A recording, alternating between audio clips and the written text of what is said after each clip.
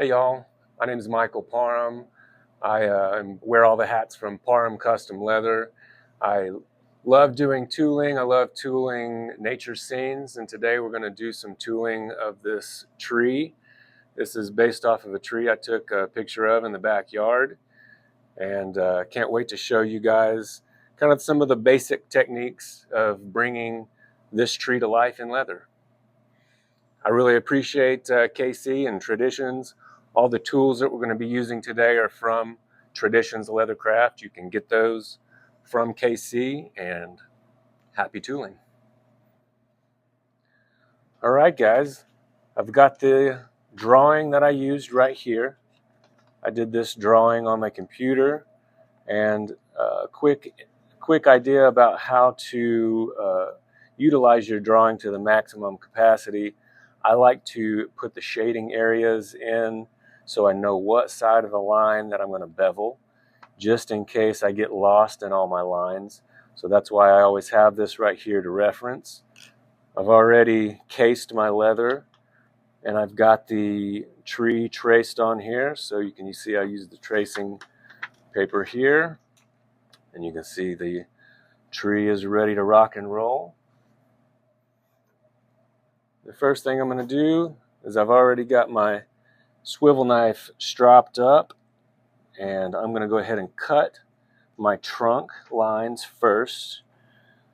And I'm going to make sure that there's a couple of things that I want to be sure to do is think about what tree limbs are going to be in front, what tree limbs are going to be in back. So this is kind of something to take note of before you start doing all of your beveling. But I'm going to do some light cuts here.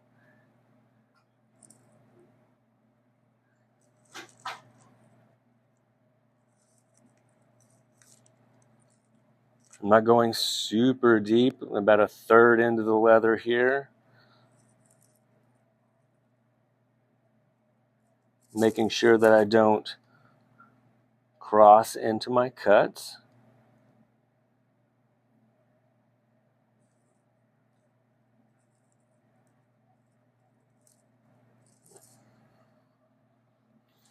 Also making sure that I don't cut into these areas that I'm going to be that are going to be into foliage, so I don't get a lot of areas that'll pick up too much stain.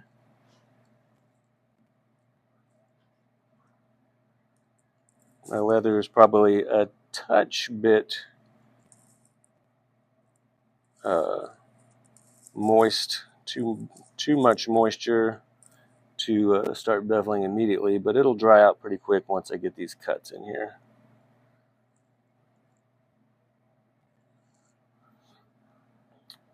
So while that's kind of getting ready, we'll talk about some of these tools. I'm just going to use this small beveler right here. This is the B935, if I can see that right. I'm going to need a magnifying glass. But that can be picked up here at Traditions. All these tools can be picked up at Traditions. We'll start beveling here in just a second. This is Berry King Maul. That can also be picked up here. I like the tapered maul so I can rest my elbow on the table. If I'm sitting and tooling for a long session, it's nice to be able to rest your elbow unless you're looking for a hardcore shoulder workout. I will start beveling. Let's give it a little test here. Leather's nice and wet, so I don't have to put a ton of effort into the beveling. I love being able to see these projects come to life. It's a lot of fun to go out in nature, and it's even more fun whenever you can kind of capture that experience and then connect it to a project that can be used in life and connect it to a person that can use it and talk to other people, and the connections just keep on going. So you can see that I'm not hitting it extremely hard because these lines are very close together. And the harder that you hit it, you don't want to mash these lines together. So I always try to find kind of a light rhythm. And there's kind of an audible sound that you can kind of, if you really pay attention to and fixate on, then you can kind of almost tell by the sound of the leather how deep that you're going into your bevels and your cuts. I'm not going to completely connect these. You can starting to take form a little bit, but you can see that I'm not going to fully connect these lines here quite yet. I'm going to leave a little tiny bit of space right here at these unions, and there's another tool that we'll use to really bring those two lines together. But that'll keep me from accidentally beveling over a line and getting my bevel into areas that I don't want. Okay, so I'm going to clean these up, and I got to spin this around. Once again, I'm not having to put a lot of force, because the leather is still a little bit wet, but it just doesn't take a ton of force when you've got a nice cut that you're working with. And everybody's going to approach these projects differently. That's kind of the beautiful thing about leather work, is we're all kind of borrowing little bits and pieces from each other, and then we kind of make it our own. A lot of what I got started with 14 years ago was from the old Al Stolman books. And man, Al Stolman, Ann Stolman, their work was so incredible. I was just up in Sheridan the other day at the convention, Rocky Mountain, and got to go to the Don King Museum in Saddlery and just sat there in front of the Al Stolman, Al and Ann's bench that they spent a lot of time at, making beautiful things, and I just soaked it up. Just sat there and saturated in all the greatness that they created. Just in the bench itself is a work of art. But it's kind of cool to just see the tools that they were using and just kind of know that we stand on the shoulders of giants, and those are the giants that really got me started on kind of how to utilize the tools in different ways, and just stared at his pictorial magazine and figure carving magazine and really just saw his approach and how he was manipulating his tools, and really gave me a good start in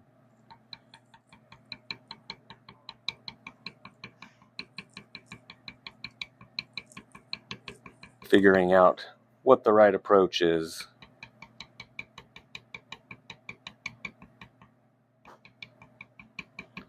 So with my bevel, I'm just kind of finding this line. You can find that ledge. Really, you kind of you're putting some pressure into that ledge of your bevel or of your swivel knife cut, and you're almost just using the little taps of your hammer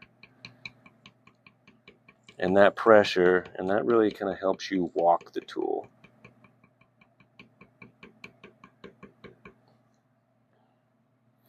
I got most of that. I did have one more cut that I need to make here of this branch.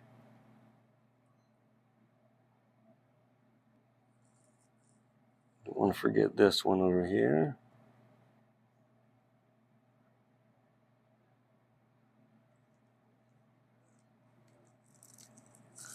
And it's easy to get lost in these lines, and this is kind of a smaller tree, but you can get way more elaborate. Try to kind of get this one as basic as I could with showing all the different techniques, but with the time restraints. You don't want to make a 10-hour video here, but you know, you can get lost in all these lines, especially whenever your branches are going through different foliage kind of bubbles there, and that's where that reference picture really comes in handy. Because when you get lost, you just stop, take a breath, find your place, and get back into it.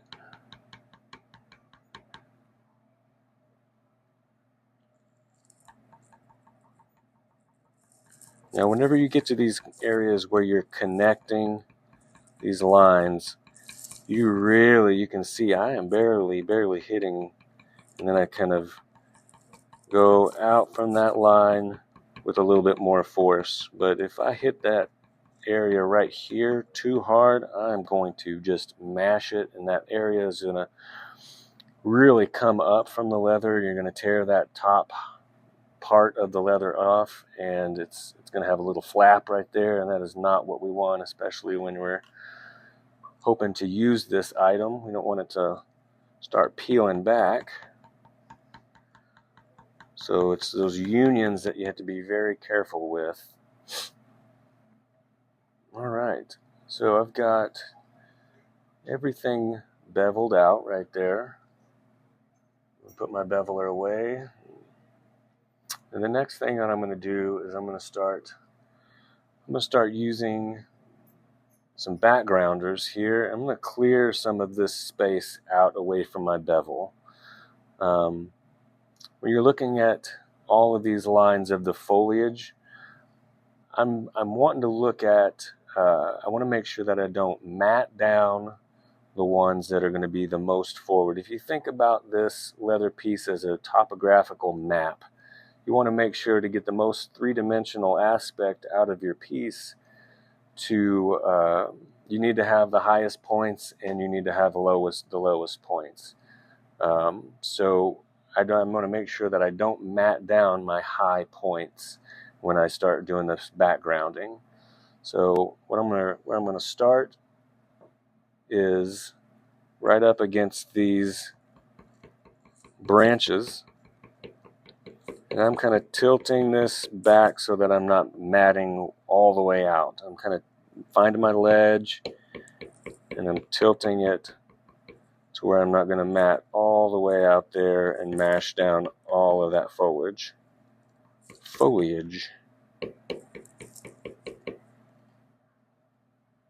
And I'm starting to get a little bit more three-dimensional aspect.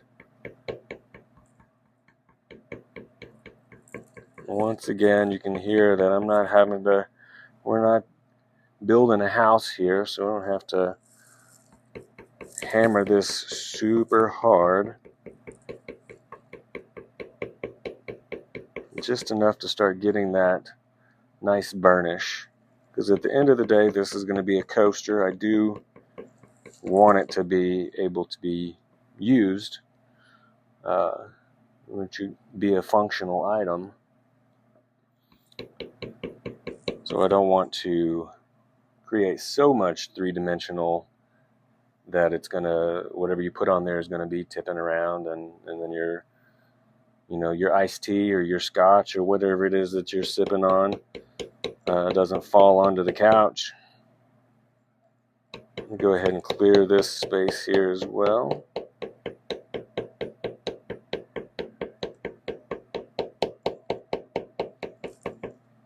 And what a fun thing to be able to do is just take a piece of leather that's got a story. Used to live in a field, had life, and then it gave its life to feed a family, probably several families. And then it's life is going to continue on through this piece of leather that's going to be turned into a functional item, and it's going to continue its story. And I think that's kind of a beautiful full circle thing to be a part of. That's one thing that really drew me to leatherwork, is carrying on the life of this animal. All right, so I've got some of that backgrounded. Now where I'm going to go is I'm going to use this smaller backgrounder, A104. And I'm going to start backgrounding around these little bubbles. Okay, so I'm going to call them bubbles. They're little foliage bubbles. And I'm just looking at the ones that are the closest. They're going to be the closest up to us, and the closest to the camera. And I want to make sure that those are going to stand out. So I'm going to bevel around, or background around those first. And you can see that I'm going to just kind of tip the tool. Once again, I don't want to mat the entire thing, so I'm really kind of, it's a steep background. I'm not getting the full impression of that tool.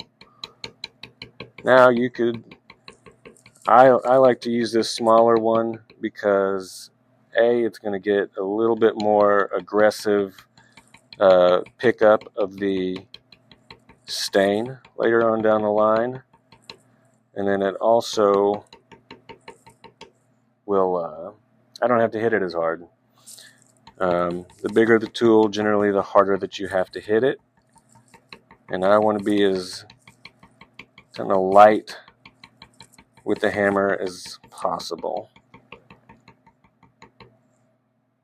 But you can start seeing that piece, that foliage bubble come to life. I'm not going to go right over the branch right here. Now I'm going to say I've got the spoon that I'll use later. I'm going to make that impression over the branch area where the foliage and the branch meet, just because I don't want to mat my branch down so much. So I will do that here in a little bit. So I will skip that little spot. And you probably think I'm crazy using this tiny tool and using it a million times, but that's just what I like to do. You could probably use a beveler and bevel that around and use a different backgrounder. To each his own, so they say. But this has been really good practice for me to get pretty fast with the backgrounder. And I'm going to go back out with the different sized backgrounders and gradiate these impressions after the fact. I'm just going to get all these little bubbles kind of laid out first. As you can see, when I get to the outside part of the tree, you probably audibly could hear that I'm swinging my hammer a little bit harder. And then when I get to the inside, it's a little less so.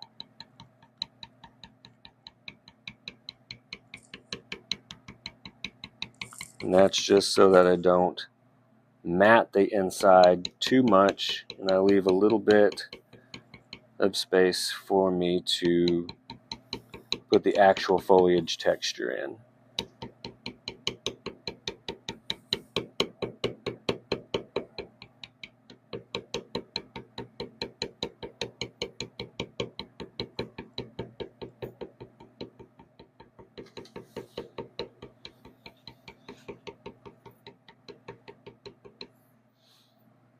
So it's starting to take a little bit of form, a little bit closer to a three-dimensional tree there.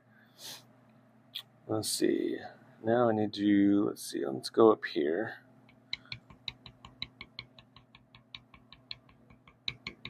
Get this little bubble because it is going to be in the front. And can't forget all these tiny little bubbles, because we want to make sure that the branches and the bubbles all make sense.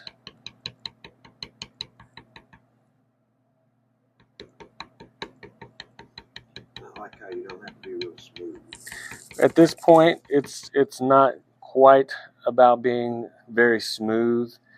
It's definitely more about just kind of laying in these textures, laying in these lines. Some of this is going to be gradiated out. Some of it's going to be fully covered. So this first part is more about making sure that you don't put texture in places that you don't want, but you know you don't have to be super precious about the smoothness. Just kind of laying in the concept first.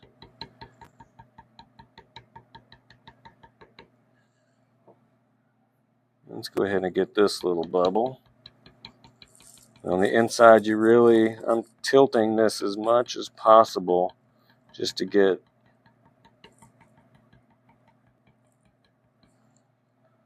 not as much aggressive impressions on the outside.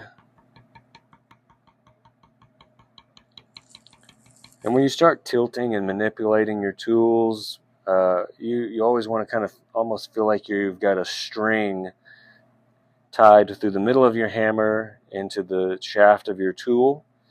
And then that way, where your tool moves, your hammer moves. And so that you're not getting mishits and skips and stuff like that, because whenever you're tilting, it's easy to accidentally hit your tool on the side, and you might skip it right on out of your hand, or kind of make a little rebound area that you make an impression where you don't want it to be.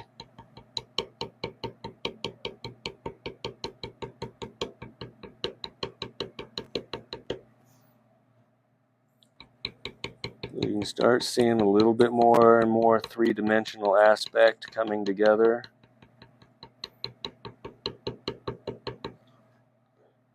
Beating this steer into submission now. I'm going to go onto the outside of the foliage.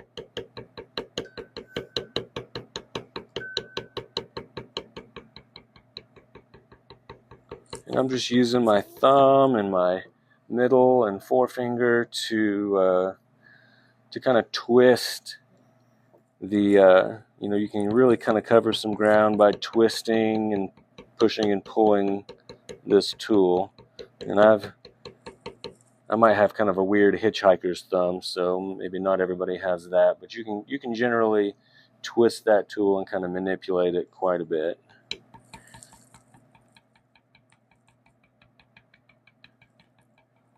can almost twist it all the way around.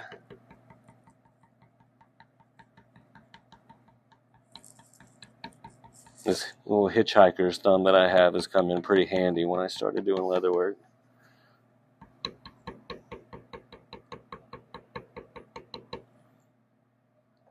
Okay.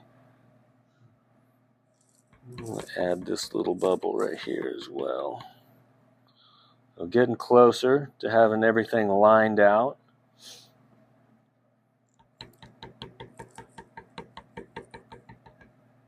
Let's go ahead and get this before I forget. As you can see that this branch right here is in front of this branch, so I'm doing this one first and then that one next.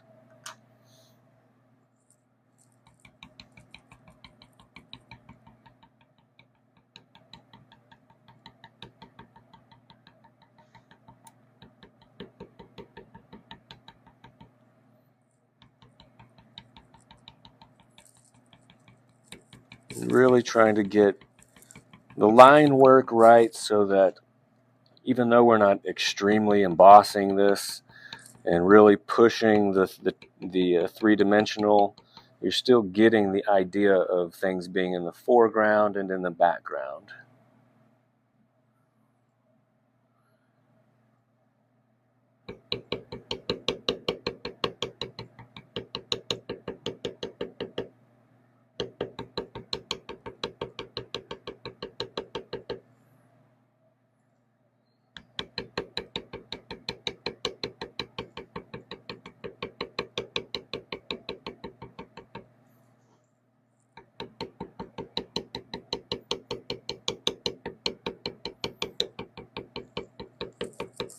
And if you didn't have all of the tools, you could almost just clean this up and then use this just as a raw edge, and it almost looks like a tree already.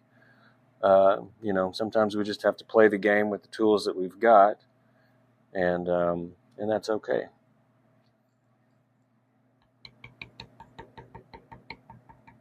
Once again, I'm not going to cross that branch quite yet. I'm going to use that modeling tool so that I don't mash my branches. One little spot right here. So, okay. We've got it pretty well outlined. Well, let's go one more spot right here.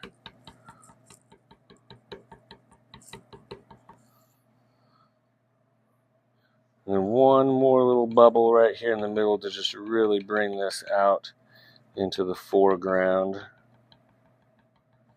I'm not going to mash that one very hard at all. I just want it to be present. Like, it's almost like the branch is right there. You can't even see it because it's coming straight at you and it's got a bunch of leaves in the way.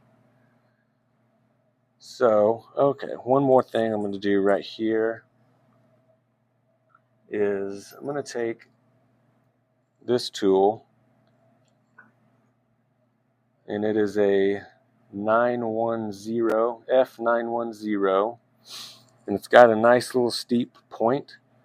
I'm going to connect. We talked about connecting those branches earlier, and that's what I'm going to do right here. I'm just going to fit it in there nicely. I don't have to hit this one super hard. I mean, a little harder than that. But you see how that really just makes that branch terminate. Those lines terminate in there, and it really helps them connect. But doing it that way really helps you. You know, if you try to do it with your bevelers, you tend to over bevel on accident and get marks and places that you are not wanting them. So I'm just going to each one of these branches and then terminating those lines where necessary.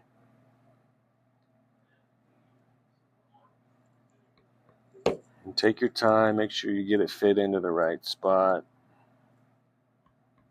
You can kind of use the lines of the triangle here, and just, if you need to, you can also pivot it. So if I have a wider gap right there, I can move it to where this line is going to follow this part, and then pivot it back over, and this line can follow this part of the branch. So if it doesn't fit in there perfectly, you can kind of pivot it around and make it with the two strikes. It'll do the same trick for you.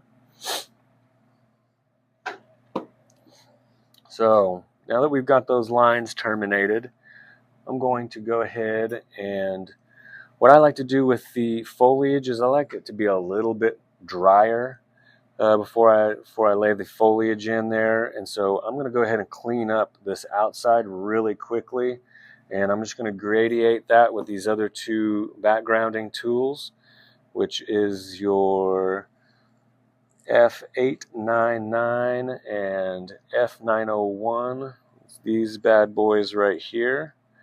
I'm going to start with this smaller one. I'm going to go ahead and hit these pretty hard. I'm just going to slightly drag it out. And basically with this, you're just trying to erase some of the marks that you made before.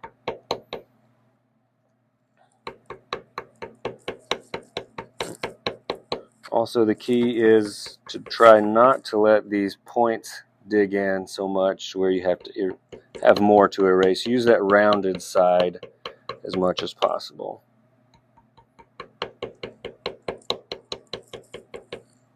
So I'm cleaning this side up a little bit.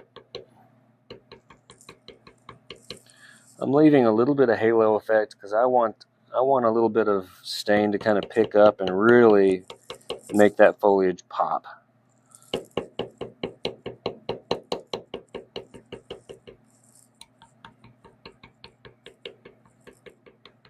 But I'm trying to clean these lines up on the outside where you can see, you don't see as much of an impression. You're just getting that nice burnish effect.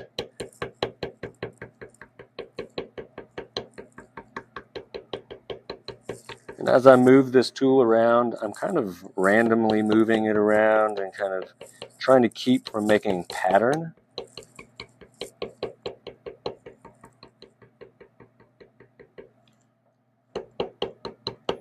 But it's almost like a little magic eraser, erasing the spots that you don't want to be seen.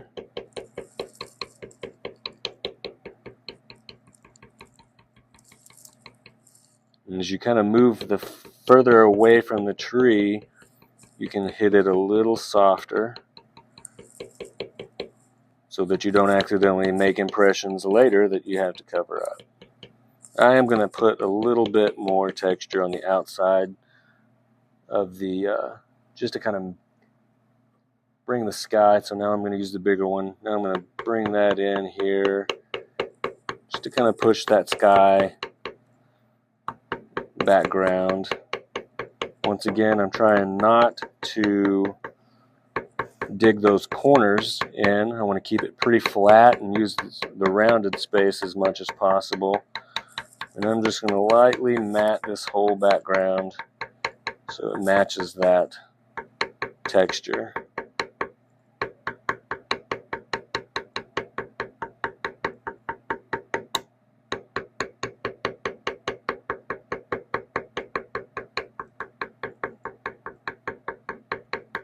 Once again, just try to be careful not to go in one simple or one pattern.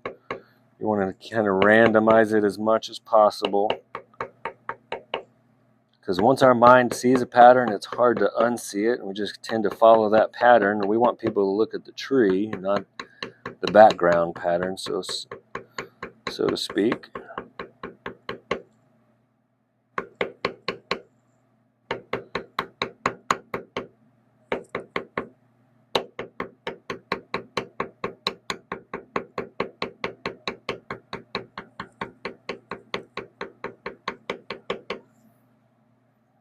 I'm moving pretty quickly along through here. I would maybe be a little bit slower, but we do want to make sure that this video is not 3 hours long.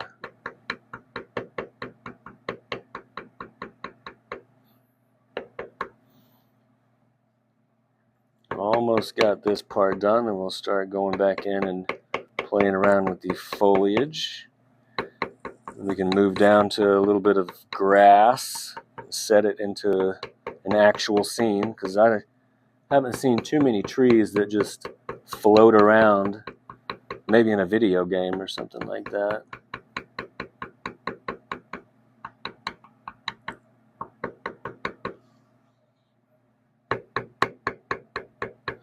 I often will use my pinky finger to kind of stabilize, making sure that I'm holding my tool all the way throughout the shaft. You get as many direct hits as possible. You want that force to go right through the shaft of the tool so that everything counts. And I'm sure you probably heard a couple of mishits in there. It happens. It's okay. So we've got that thing set. We got the sky. We could go back around there and clean that up if we need to a little bit. The more that we tool this, the faster it does start drying. So I think the foliage is going to be pretty close to be ready to lay in. And this is the hard work right here.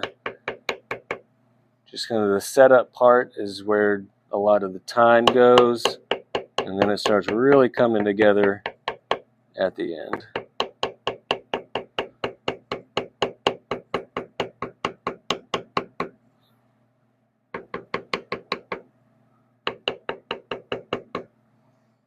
All right, so now that we've got this thing backgrounded, let's go in with, I'm going to go take the little spoon here, and I'm just going to set these branches in. I'm going to take the sharpest, you got these little pointed parts of the spoon here, and I'm just going to take the sharp end and kind of dig in. It really kind of looks like the branch without mashing the branch in. It kind of looks like the branch is diving into that foliage. I'm going to do that to all of my branches here. That way I'm not mashing everything.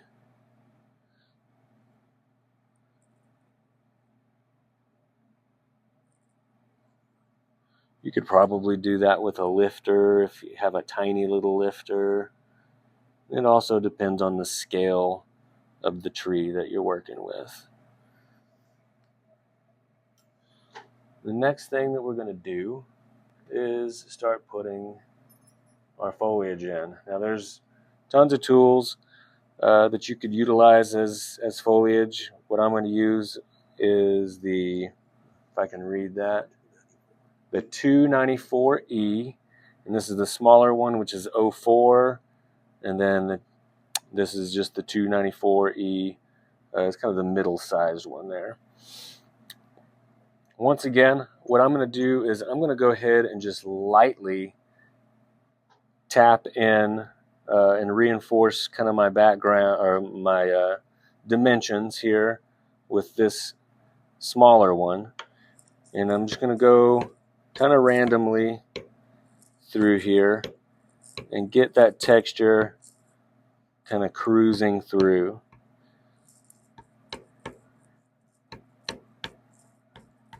Slightly tilting it and kind of constantly rotating it so that we don't get that strange pattern that our brain's going to pick up. Our brains are crazy how they just pick up on random patterns without us even thinking about it. But I want to make sure that I'm not mashing everything completely.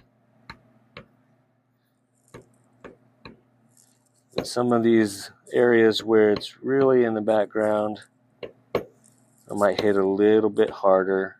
Just want to make sure that don't accidentally hit our branches, because once you hit something, it's kind of hard to unhit it.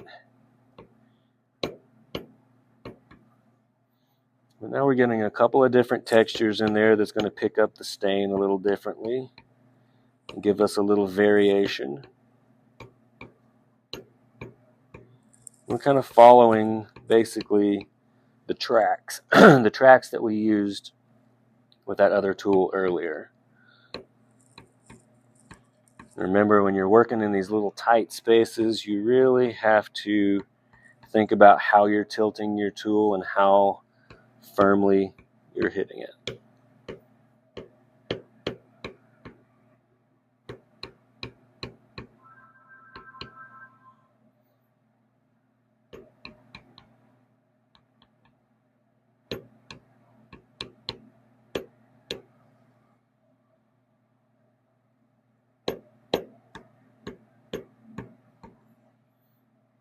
So almost got that kind of retraced out. The further I go away from the tracks that I laid earlier, the lighter that I'm hitting it, because I don't want to take away my dimension. Put a little bit of texture up here, and it's okay if we got some areas that just don't get hit really at all. It's kind of what you want to get that full topography that we were talking about earlier. You can go in and just barely touch it if you need to in some areas. All right. Now, I got one area that I saw that I didn't get the spoon work done. Well, two areas. Get that kind of placed in there. And also this little spot. Just getting closer to this thing looking like a tree. So now I'm going to use that bigger texture tool. And I'm going to start at the forefront, the closest thing to me, which is going to be this one. I'm really aggressively tilting this tool, almost trying to create a little bit of a tuft. So once again, we got to think about that string going through the middle of our hammer and right through the middle of the shaft of this so that we get direct hits and we don't get big time skips. Easier said than done sometimes. I'm sure you'll probably hear a couple of mishits. And this is going to be a little bit slower walk of the tool because we are trying to be a little bit more precise. Yeah, kind of beveling out these edges. But it's kind of and we're also twisting and kind of randomizing once again to not get a same pattern going around the entire thing. As random as possible, tilting it in slightly different directions as possible. So now that we've got that one in there, I'm going to go ahead and just put a couple of little slight variations in there because you got leaves going in different directions. Maybe one right in the middle. Now I'm going to start building out from there. Where's the next one? It's right next door here.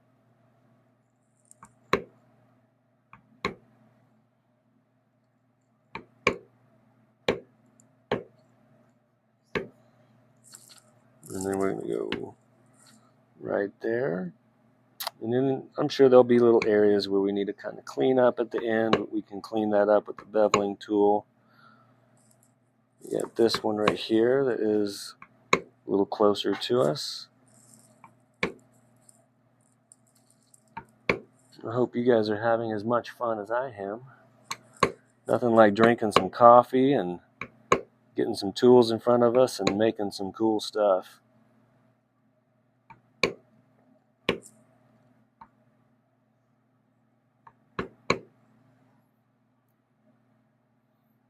Okay. So that bottom half is getting close to being done. Like saying, if you have different scale, different size, you may approach it slightly different, but you basically get this. The basic technique is learning how to manipulate and play around with your tools, and I urge you to play. Playing with your tools and seeing what they're capable of is the best way of getting to know them, and you want your tools to be your friends, so you got to spend time with them, and it's a relationship that you kind of have to develop, and then it develops over time. I've been doing leather work for about 13, 14 years now, and had no idea what I was doing. So I'm glad that the Al Stolman book really got me started on a good path. And it's really a path that's led me to meet a lot of fun people. And man, the talent that's out there is incredible. I've been going to the Rocky Mountain Trade Show and trade show in Waco. Met some just unbelievable people and learned from them. Learn not only just techniques, but just learn about the people, their stories, and all the different paths that lead us to being makers. It's kind of just fascinating.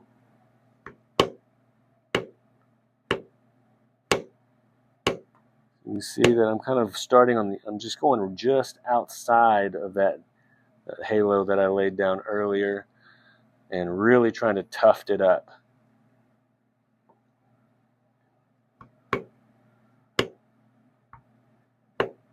Oops, there's that mishit we were talking about.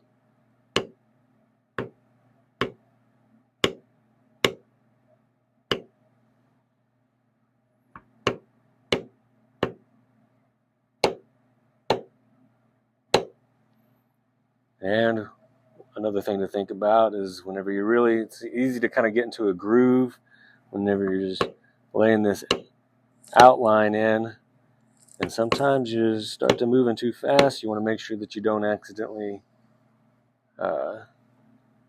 knock down one of your branches. In Oklahoma, we got the wind does a good enough job of that. We don't want to do it ourselves. Okay. I've kind of sped through this. I'm sure there's some areas that I probably could have manipulated a little bit better, but I just want to make sure that you guys are getting a good idea of kind of just how to lay it out and kind of tilt and manipulate your tools and turning one tool into 5 tools. Let's see. I'm going to go ahead now, since I've got that outlined, I'm going to go in with my spoon and I'm going to kind of just play around with the texture of the bark itself. I want it to be rounded, so I'm going to just kind of lay these edges down slightly. If you got a ball modeler, that also works pretty well. It's probably what I should have grabbed in the first place here. This is a ball modeler, and I'm just softening these edges because, you know, we don't have that many hard edges. The tree is spherical, so we want to make sure to try to keep it rounded so it actually looks like it is. It does have an other side. And that's very soft. I'm not touching that very hard. It's just a very gentle kind of rounding of the edge there. And then the middle should be almost untouched. You can use your swivel knife to make some fun little swivel knife cuts. They don't need to be very hard or deep. They just need to be pretty soft. If you have a herring tool, you could also use that. I'm going to rebevel this one little spot right here. And get my backgrounder in there because I didn't get quite enough texture in there that I want.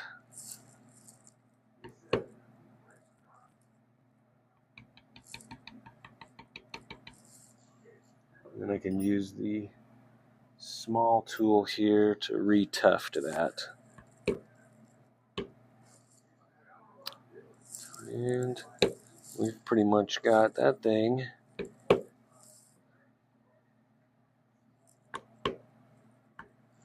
We've got that thing outlined nicely. We've got texture in all the places that we want to. We can be as picky and choosy as we want. We are generally our own worst critics. If you need to, you can also always go back and kind of clean up anything if you hit something on the outside real quickly.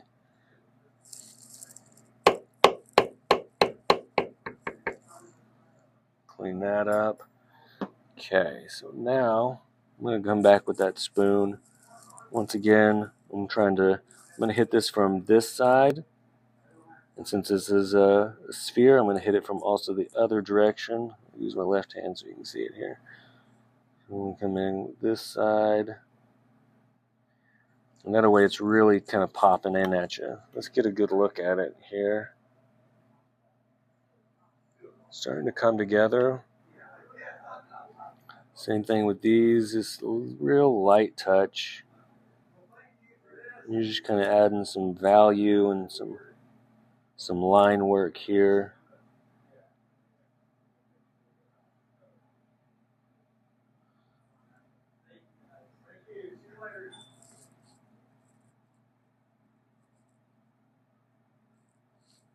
And you're kind of adding the texture of of the tree itself.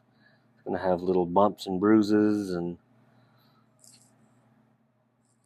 places where it's gotten beat up by the Oklahoma wind or wherever you're at. I'm sure there's wind wherever you guys are at too.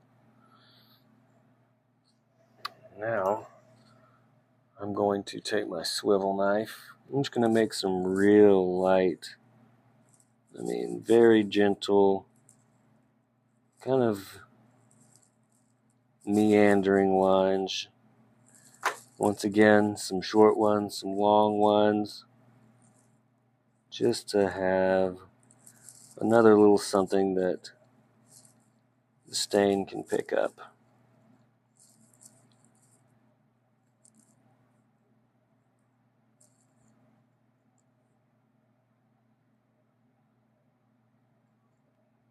And we've almost got ourselves a tree.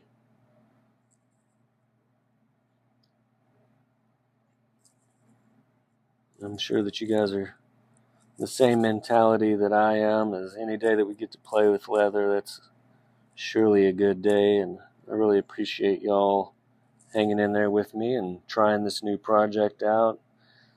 Trying new projects can be difficult, challenging, but as leather crafters and makers, we kind of like a challenge. We like to do something different and play with a new skill, and it stretches us in ways that we didn't even know that we could be stretched and grow more than we even realized we could grow.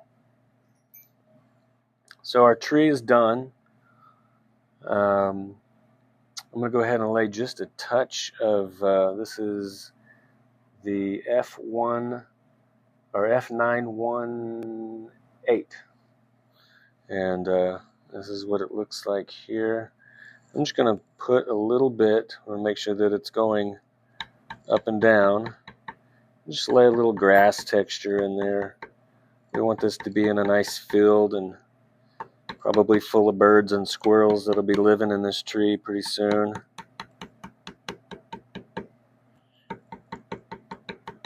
I'm going to put a little bit kind of behind it so it looks like the field. It's not, it has more dimension to it if you have a little action that's happening behind it and in front of it. And I won't do the whole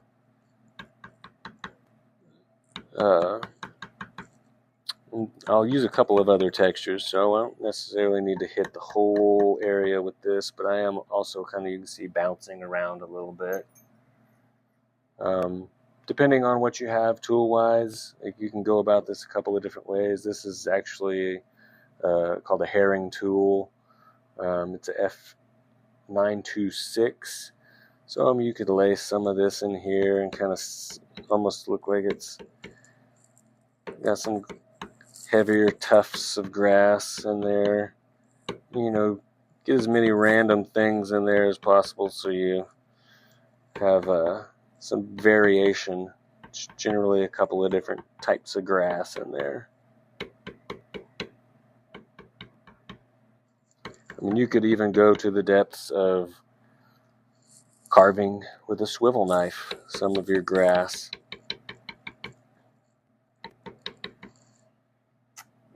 Let's see, what else do we have here? You could use your triangle little corner setting tool here. It's got some striations to it, so I think that's what I'm going to use just to kind of create that border between the sky and the ground today. So I'm tilting that slightly. I can clean that up later if I need to, but that just gives you a nice little border. I'm going up and down a little bit and just walking it in a random pattern across. And then I can clean it up with my bevel or with my backgrounder here. Any tracks that I made that I didn't want to.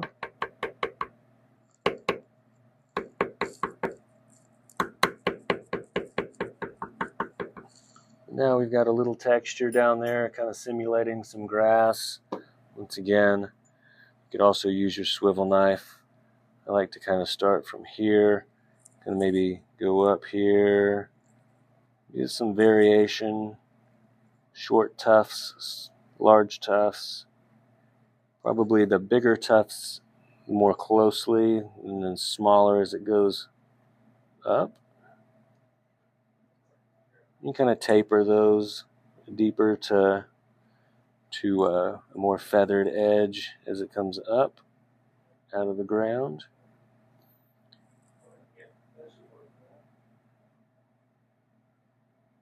You get a little bit there laid out throughout the ground here. And I'm doing this a little quickly. I'd probably take my time if I didn't have a little bit more of a time restraint.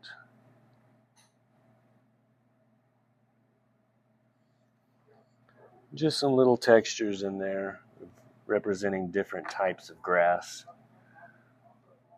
Let's see. So the last thing is really setting the stalk of the tree, or the bottom here, into the ground with this little corner setting tool, tilting it pretty aggressively towards me so that I'm not mashing it, the trunk of the tree, too much. But you can kind of see it starts looking like, a couple in the back there, starts looking like it's actually sitting in the grass once you put that texture in there. And that kind of gives you a nice border, maybe a little bit more out in front of it. And that gives you a nice line of delineation if you are painting it, that you have some grass right there in front, that you know exactly where the tree trunk color meets the color of the grass. And then also I might set it a little bit more back there as well, right behind. Well, folks, I think that is probably going to wrap it up. It's been a lot of fun. I really appreciate you guys. I hope that you guys have a lot of fun trying to tool this alongside. I'd love to see what you guys come up with. Post your versions of it. I'm sure it'll be slightly different, but that's the beauty, is we're all going to approach it a little bit differently. I hope that you've picked up a couple of tips and tricks along the way. Yeah, please comment on this, and let us know what you think. And if you have any other questions on what tools or how to use the tools, please let us know. We love to see you guys grow. And yeah, if you want to follow some of my work, Parham Custom Leather is my Instagram. That's Parham Custom Leather, and also my website is the same. So yeah, come and give me a follow and let me know what you guys are doing with your leather work, and hope to see you guys down the road. Happy trails and happy tooling.